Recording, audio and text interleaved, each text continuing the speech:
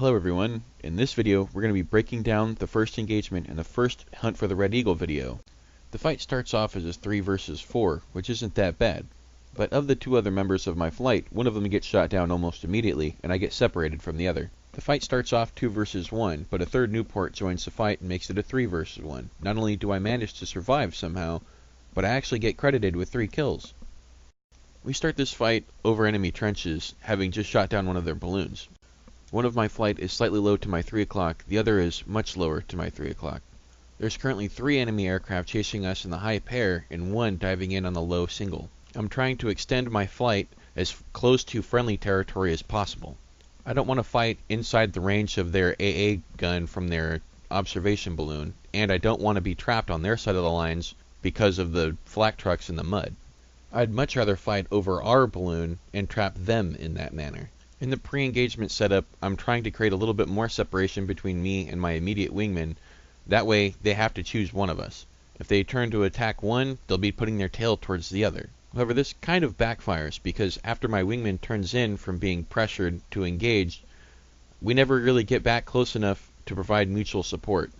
My wingman turns in to engage, he and the first bandit merge. That fight descends out of reach rapidly and the other 2 enemy aircraft attack me. I merge with both of them defensively, avoiding their shots, and I manage to get through unscathed. However, I immediately find myself high, alone, with 2 bandits. After the merge, the second bandit is out of position and no threat, but the first one's coming back around, so I charge inside of his turn and deny the shot. As the first bandit blows through out of position, I look at the second bandit. He could come down and attack, but he stays high. This allows me to press the first bandit. However, as I do, that turns my tail to him, and I have to turn evasive. I brake hard right and get inside of his turn radius, denying him the shot. The head-on pass between me and the first bandit is too short and way too risky for either of us to even fire. The second bandit is pressing, but he's out of position, and the first bandit is coming back around too early, and that allows me to get a shot on him. These guys have made the mistake of getting too close, and they've gotten out of position to support each other. This allows me to get the first shot on the lead and press him. Since I checked my 6 and noticed that the second bandit is still pressing a shot he's not going to get, I continue to press the lead until he breaks down and away. As he breaks down and away, I pull off and check the second bandit. He's below me, out of position, and I turn to engage him, but he dives away as well. I've managed to force both Newports below and out of position, and I'm rather surprised by this, but I'm more surprised by that. The third bandit is joined, and he's taking shots at me. I take hits as I go evasive. The fight has just gotten a little bit more complex. I get inside the turn radius of the third aircraft and the other 2 are still out of position. Knowing that the other 2 are completely out of position, I press the third bandit, and he breaks away down and right. As he does, I start to press the bandit next to him. Even as I do, I notice my altitude advantage is slowly slipping away. As I try to line up my shot, the Newport breaks down and left, and I continue through. As I break off my attack, I'm trying to make sure that the other 2 are still out of position. They both are, but better yet, one of them is in a high right yo-yo right in front of me. I take the snapshot, but don't chase. As I break off, I look for the third bandit, making sure he's out of position, and I find all 3 of them in the same spot, basically. With one directly below me and out of position, I go to press the other 2.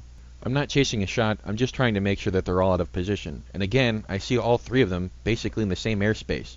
At this point, I'm concluding that these guys aren't very well coordinated, as they are certainly not using their numbers advantage properly. As 2 come underneath me, one of them comes into a climbing left turn and gives me a beautiful shot. He bunts and rolls into a split S, I lose my shot, and break off. I immediately begin looking for the other 2.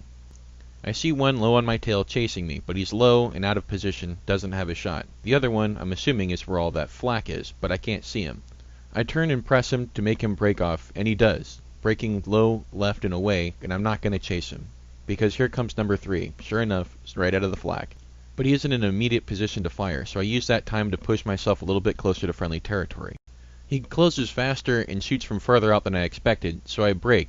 The guns are on the left side of the Newport, so I brake right, away from them, making him have to put in more lead to get the shot. I'm also going to put my nose down slightly to maintain energy through the turn. I'm also turning towards his wingtip, which means that he's going to have to use rudder to get the shot, but at such a high speed in the Newport, it doesn't have a whole lot of rudder authority. As he blows through, I'm going to make sure that I press him to push him away. I turn to extend into my own territory and find a Newport climbing. He's distant, but I have plenty of ammunition. I throw as much lead as I can his way until he breaks down and away. I lose the shot and break off. After I break off, I continue to look for enemy bandits, and continue to extend into friendly territory. I realize we've now crossed over our own trenches, and soon I'll be able to press them a little bit harder. If I can press them and push them low over our lines, I might be able to trap them behind the front line flak. The only bandit that I can see is the one that I pressed, but I know he's not alone. He's low on my 6 and out of range to shoot, but time's on his side. He's closing. I predict the long shot and come a little bit right to make it harder, and sure enough, bullets are flying around my plane. I break left and down to get myself some energy, and I notice the second bandit low in the mud, well out of position. I go defensive in the merge, taking the shot away from the bandit, and he breaks off, going into the vertical. I go vertical as well, and try to get my eyes on the second guy, seeing him low over the trenches, but see that I almost gave the first bandit a shot. Knowing that the second bandit is low and away, I continue to press the first bandit. As he comes around, I see that the second bandit is starting to climb and getting a little bit closer. I almost get the shot on the first bandit, but he breaks left and down, and I turn left to stay on top of him, but I don't chase. He's smartly begun to scissor, so I break off and engage the second bandit, going defensive in the merge and taking the shot away from him as well. As the second aircraft flies harmlessly underneath me, I'm not going to chase him, because the second aircraft is out there somewhere, and I need to pick him back up again. While I search for him, I'm going to take the moment to extend back into my own territory a little bit further.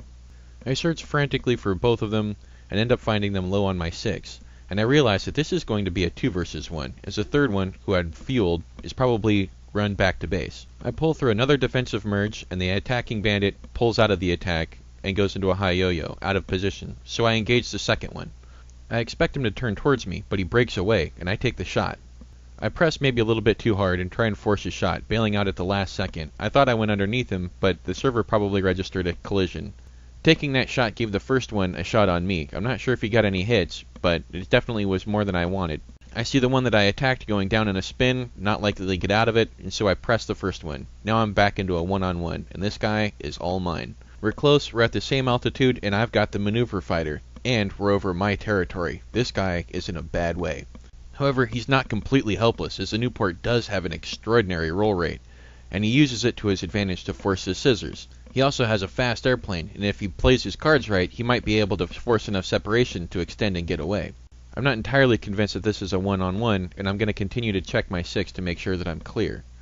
As we come left, I press hard, getting a shot in the cross, but it turns into a head-on, and as he puts his nose up, I pull off to avoid the collision. I come back around to the left and get another shot.